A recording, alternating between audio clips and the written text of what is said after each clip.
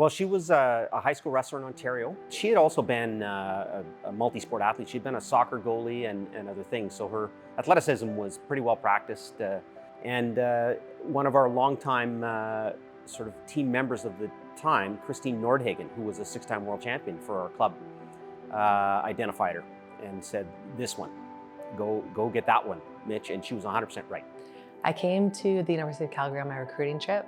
It was this Chinook day, but there had been like 5 centimeters of snow, and the campus in February just looked absolutely immaculate. Immediately I fell in love with the people, the environment, and everything just like felt so like home.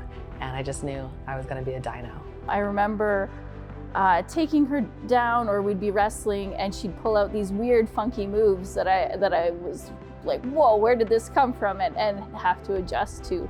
So she stood out because she had this creativity when she wrestled that was fearless. And it was interesting because as she grew in her career, she really refined that to taking like calculated, creative risks in her wrestling matches, which was really cool to see. So I remember her as a rookie varsity athlete coming in and just having this wild style that maybe got her in trouble at the beginning of her career, but then as she refined her skill in wrestling, it was definitely one of her attributes. My first year, I did not make the varsity team, but I still trained every single day alongside the team.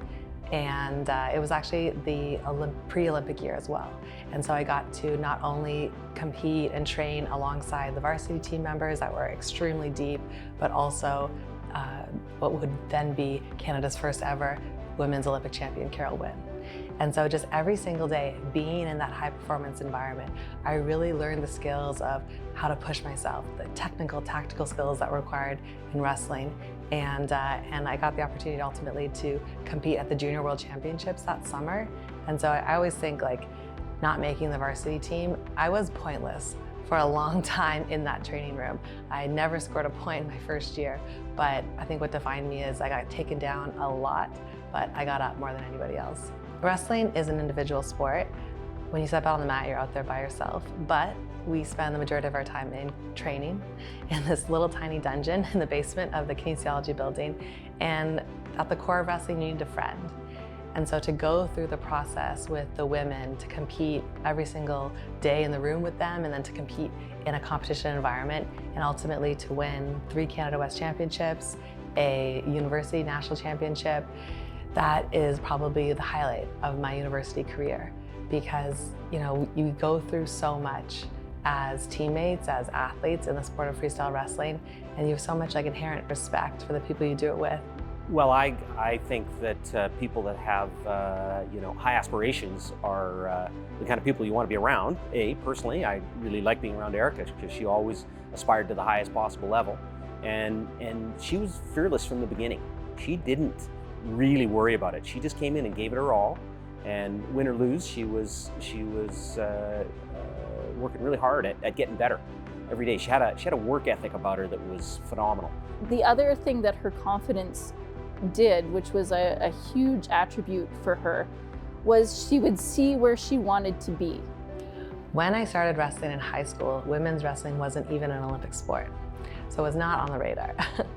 But of course, it became an Olympic sport in my second year of wrestling in high school. And then in my first year of university, Carol Wynn, who was my teammate at the time and moved to Calgary to join our high performance training environment, she won Canada's first ever gold medal in my first summer after I joined the Dinos wrestling room.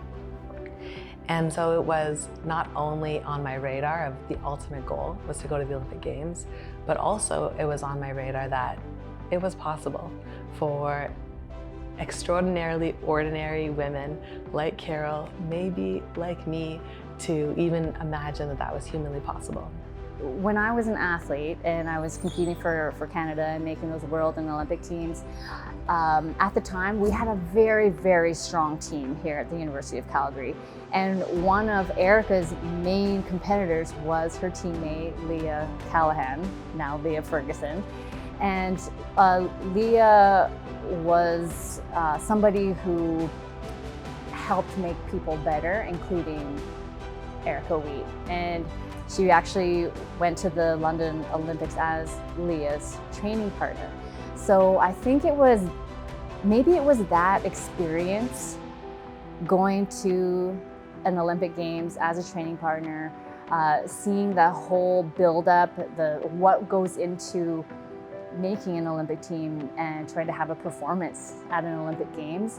I think that might have had some positive impact on Erica. Well, I wasn't in Rio. I was in Calgary. I was in a pub that a friend owned.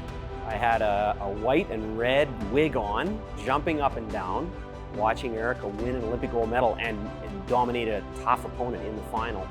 You just can't believe it. It's like she started out as a kid, coming as a high school graduate and coming to the U of C, and it's kind of a really surreal experience to have coached her as a varsity athlete and have her then to reach the pinnacle of the sport.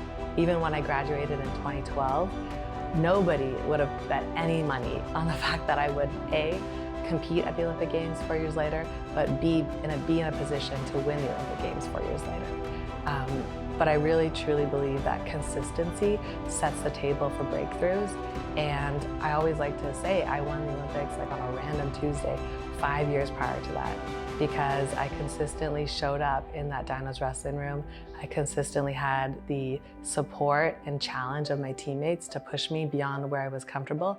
And I just leaned into that every single day.